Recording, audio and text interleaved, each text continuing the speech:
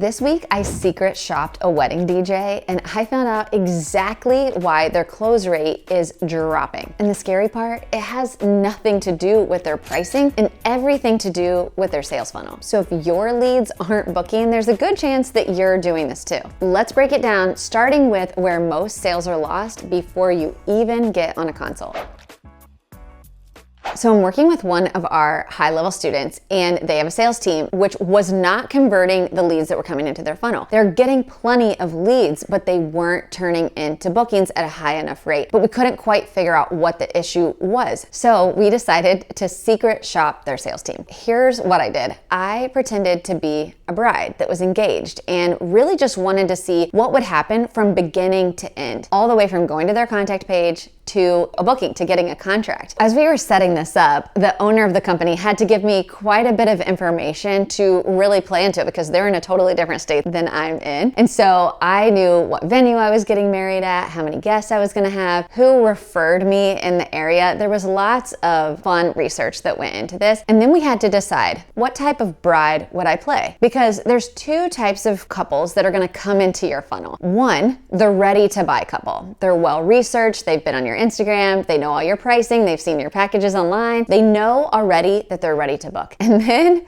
there's the confused bride. This is the type of couple who got referred to you by a friend or maybe a venue, a vendor, but they've genuinely done no research. They're not following you on Instagram, they've barely touched your website, and they still really don't even know what you offer, what your pricing is, but they know enough about you because they were referred to you to fill out your contact form. So which bride was I gonna play? Well, of course, I wanted to play the confused bride so that I could really understand what happens if I'm simply just inquiring and not quite ready to buy. The problem started pretty much right away because when I went on the contact form to get more information, I noticed two things. One, there was no option for me to just book a call. There was no scheduling link. I had to fill out the contact form, which is fine, except I already knew that because I was referred, I wanted to book a call. I wanted to get on a consultation and I couldn't do that. So immediately there's friction in the fact that I have to fill out this contact form. The second thing that caused some challenge was that the contact form was obscenely long. There were almost 20 questions that I had to fill out just to get more information about this company, which was incredibly frustrating, especially on mobile. And so many of our couples are inquiring on mobile. They're doing it on their lunch break or when they get home from work or sometimes at a red light. And we need to make it as easy as possible for them to fill out that contact form or to move on to the next step with us. Once the contact form was filled out, I waited. One of the great things that they were doing in their funnel was I immediately got both a text and an email, which is wonderful because I'm a hot lead now. The problem is both of those were throwaways. There was no information in them that was actually helpful to move me to the next step in the process. They were just an automated text to say, we got your inquiry and we're excited to learn more about your wedding. Both good and bad there. The next thing that happened was I got a text the next morning offering to schedule a consultation, but again, there was no scheduling link. It was, we would love to schedule a consultation with you. Let me know when you're available. That's a really open-ended text and causes so much back and forth that has to happen instead of just sending me a scheduling link. So this was a very slow process because I purposefully, again, I'm playing the part of the confused bride, the one that needs some prodding to move through the process. I was playing that part, and so I didn't respond right away. And then I immediately got an out of office auto reply via text, which wasn't the end of the world because it was 8 p.m. when I responded, but I also felt maybe wasn't necessary. The problem actually started the next day when I got a human text that said, great, we would love to schedule this consultation. It was before office hours that I got that. And so when I replied and said, yes, that time works for me, I got an autoresponder again saying our office is closed. And then I got an autoresponder again. So what I was experiencing as that bride is every time I replied to the human that was talking to me, I was getting an out of office reply because they were replying to me while their out of office was on. Very frustrating, very frustrating. One more challenge as part of their pre-consultation was that I needed to change the time of my consultation. Now, again, I did this because I wanted to see what would happen and if anybody would actually respond, and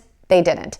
I asked if I could change the time of my consultation 2 days before, and no one ever replied to me. So that was a huge challenge because no one is actually live watching the text funnel. And so when our couples think that they're talking to a live human, but they're not getting any responses, that's another reason that it can be frustrating and you're adding friction to your sales funnel before you ever get on the consult. So let's fast forward to the actual consultation. I have to say, I enjoyed this consultation so much from a personality perspective. The DJ that I met with was a doll. He was everything that you would want in your DJ. He was so personable. He had so much energy. He was such an expert in my venue and in what they could do for my wedding. Where the consultation broke down is that he knew absolutely nothing about me, my fiance, or my wedding by the end of this call. And that meant he couldn't pitch me because he didn't ask anything about discovery. He knew where my venue was because I'd put it in the discovery questionnaire, but he had no idea how many guests we were gonna have, what type of wedding that we wanted, what we wanted our wedding to feel like. He didn't know what time our ceremony was, what time our reception was, what ballroom we were using. He really didn't ask a lot of questions. Where he spent most of the time of the consultation was telling me about their company, their reputation, the things that other couples say about them, the awards that they've won, why they get referred by so many venues. And while this was fun and helpful in showing that they had expertise, when it got to the end, when it was time for him to pitch me something, he wasn't able to pitch me. And this is where the biggest piece of the problem came in is I kept asking, well, what package should I get? How can you help me? Can I book DJ services, but also book some of your other things? How would I do that? How do I know what I need? How do I know how many hours I need? Do I need additional microphones? I was asking all these questions like I had no idea because I wanted him to discover. I wanted him to lean into what do you need? How many people? All the questions, right? So that at the end he could pitch me. Because we didn't do that at the end, what he said was, I'm gonna go ahead and send you our catalog of all of our services, take a look at everything, and then you know what? We can jump back on a call in a couple of weeks and we can decide what you wanna move forward with. There's two problems with this. Number one is that because he wasn't able to pitch me anything, I left even more confused than I came in. And this is a massive, massive issue with wedding industry consultations. We are so afraid to sell. We're so afraid to pitch or to sound like a used car salesman. We don't sell at all, and we leave a client confused at the end. I had still no idea what I should actually be purchasing. And as somebody who's having my first wedding, I don't even know what questions I don't know to ask. So it's our job as the vendor to lead our clients to the service that best fits for them. He wasn't able to do that. The second problem with how we ended this consultation was we had no follow-up date. He said, I'm gonna send you our brochure, take a look through everything, and in a couple weeks we can follow up to see what you're ready to do. That's so open-ended. What does that mean? When am I making a decision? He had no idea when I was gonna be ready to make a decision, how fast or how maybe I wanted to sit on this. I could be ready to buy tomorrow and just get this knocked off of my list, but now I have to go back, wait for a brochure, read through the entire thing, and then in a couple weeks, either I have to follow up with him or he's gonna follow up with me. I don't even know. So all to say, I left with more questions than I had answers to, which is never gonna lead to a sale. If you're feeling like the economy is causing you to constantly get ghosted and need to consistently drop your prices just to get bookings, I have some news for you. It's not the economy, it's your sales strategy, and I'm here to help you fix it. I created a brand new free training where I'm gonna share the exact strategy I use and I teach to thousands of wedding pros who have been able to double their wedding bookings in less than 30 days using this strategy. It's called the Assume Method, and if you're not using it, you're leaving thousands of dollars on the table. This isn't just another fluffy course. This is raw, actionable CEO level strategy. Whether you're new, struggling, or ready to hit your next 6 figures, this training will change the game for your business. But don't wait, because the top 1% of wedding pros aren't just good at their craft, they're good at running their business. And if you're ready to join them, I'll see you in the training. How do we fix all of this, right? Now I've given you all of the things that went wrong as part of this shopping experience, but how do we fix it? If you're listening to this and you're like, I think I do that, I think I do that. The first thing I want you to do is I want you to secret shop yourself. This is by far the number one thing that can help you to understand where the glitches are in your funnel. Little things like an autoresponder going off during business hours multiple times when you're conversating with a bride, you have no idea that's happening if you're not running through your funnel. That was simply an automation mistake. That is all it was. That was such an easy fix that was causing friction in their funnel. So first things first, I want you to go through your funnel like you're a bride, like you're an engaged couple, and just see what happens inside the funnel. So let's go all the way back to the beginning and start with the contact page. You have to have a scheduling link on your contact page. It is 2026, and please don't tell me anymore that a scheduling link is not personal. That is false. What's not personal is making someone go back and forth with you via email or text just to have to schedule an appointment. We have too much technology at this day and age to make it that frustrating to book a call with you. So number one, put a scheduling link right on your website, on your contact form for people who are ready to schedule a consult. Book a consult right there. Put your Calendly link, your Honeybook link, whatever you do, however you get your scheduler, put it right there on your contact page. The second thing you want to do is have a short contact form. Am I telling you to have a contact form and a scheduling link? Yes, because there are different types of buyers coming into your funnel. One who's ready to book a consultation with you and wants to get on the call. Let them do that. Another type of buyer is not quite ready to give you their time. They're not quite ready to book a consultation, but they just want more information. Don't make them fight for it. Have a short contact form. Best practice that we share with our students is 3 to 5 required questions. And then if you want to ask more questions that aren't required, feel free to. But when you ask questions like, what's your budget? Or what package are you looking at with us? They don't know those questions yet, and they're certainly not going to tell you their budget before they ever actually inquire. So the main things that you need to know, that you have to know, are their name, their email address, a phone number if you want to require it so that you can text them, and you don't even need to require their wedding date because they might not have it yet. So ask it, but don't require it. Keep the form short. Fix number 2 is speed to follow up. Now, I shared with you that this company did this well in that they automated both a text and an email as soon as I inquired. However, they were throwaway texts. What do we mean by that? It means that there's nothing of value to move me to the next stage of booking in that correspondence. So what I want you to do instead is your very first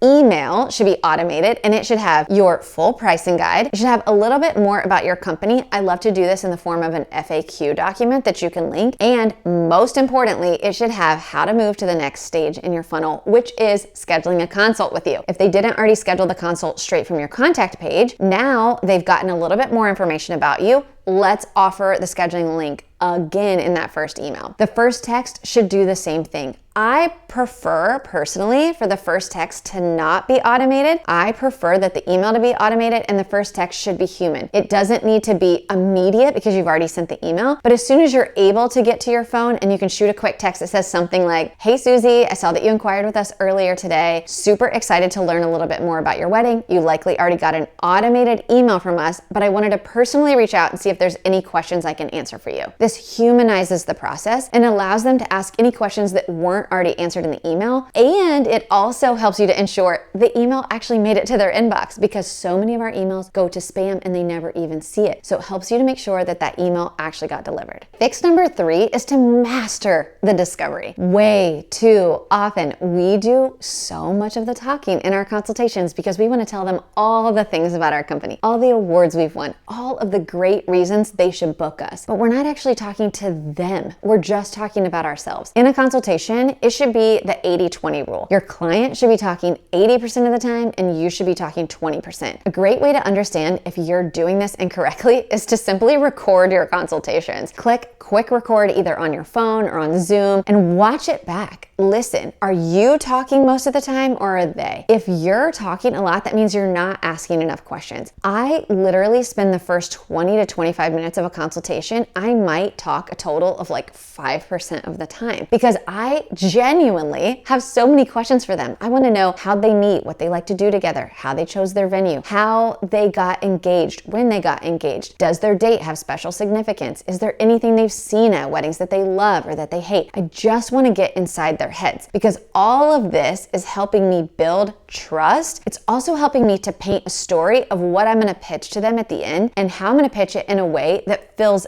everything they just told me that they're looking for and is important to them about their wedding. So discovery is key. You cannot skip this part of the consultation. Fix number 4 is to keep it simple. When I started asking questions about the DJ service, he started presenting me with all of these other options that they could do, like photography, videography, lighting, dancing in the cloud, adding a DJ booth, adding all of these things that I didn't even know that they did and was really, really cool. But I was so confused by all of the options, and because he hadn't done the discovery, he wasn't able to clearly articulate what I should get. I left so confused. You never ever want to confuse a client. A confused client is a no, 100% of the time. They don't understand what they're buying. They don't understand how it's going to be helpful to them. And so they walk away from the sale. Simplify the offer. If you offer multiple things, you have to get to the discovery to understand what it is that you can pitch to them that they're going to want for their wedding. If you offer multiple things and they're not quite ready, as in this circumstance, I came for DJ services. They offer a lot more than that. I didn't know that, so I wasn't prepared for all of that. Sell on the core offer.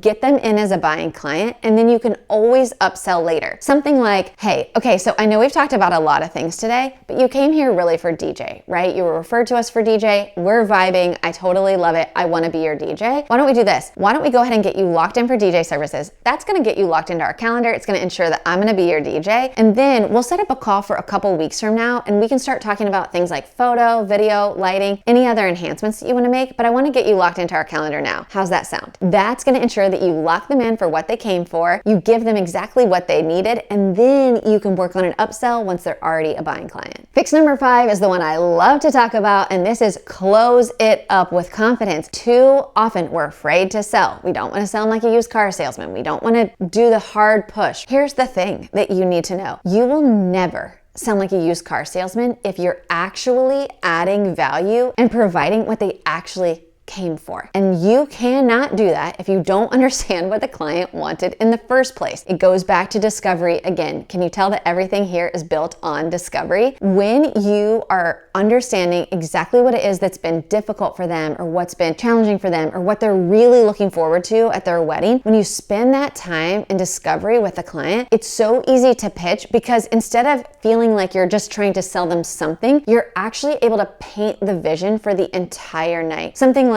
Susie and Mike, I've had so much fun getting to know you guys, and I can already see that that dance floor is going to be packed that night. We are going to have so much fun. So here's what we're going to do. I'm going to go ahead and send the contract over for DJ services right after this consultation. You can review everything, sign it right online, and that'll lock us into the calendar. I literally cannot wait to see that dance floor packed and you guys just having a blast all night long. That is one, assuming the sale. You're going to tell them exactly what's happening next and how they're going to lock you in. But it's also doing another thing. You just painted yourself into the imagery of their wedding night. You've told them exactly what's going to happen. You've painted a picture. You've told a story. They're going to be on the dance floor in the middle, packed all night. You already know that that's what they want because you talked about it in discovery, and you've painted yourself behind the DJ booth. You're going to be the one with expertise. You're going to be the one spinning. You're going to be the one keeping the dance floor packed. You've painted the picture of that night, and now they're thinking, yeah, of course, that's exactly what I want for that night. Where do we sign? And you've already told them what the next steps are. That is a confident close. That's how you lead to a sale every single time. If you're watching this and you thought, oh my gosh, I think I do a lot of these things. Listen, first of all, now you know you're not alone, but I want to make sure that you take time this week, schedule it in to go shop your own funnel or have a friend do it. This is so important. And if you want my team's eyes on your funnel, if you want us to shop your funnel, if you want us to go through and see where the gaps are in your sales funnel,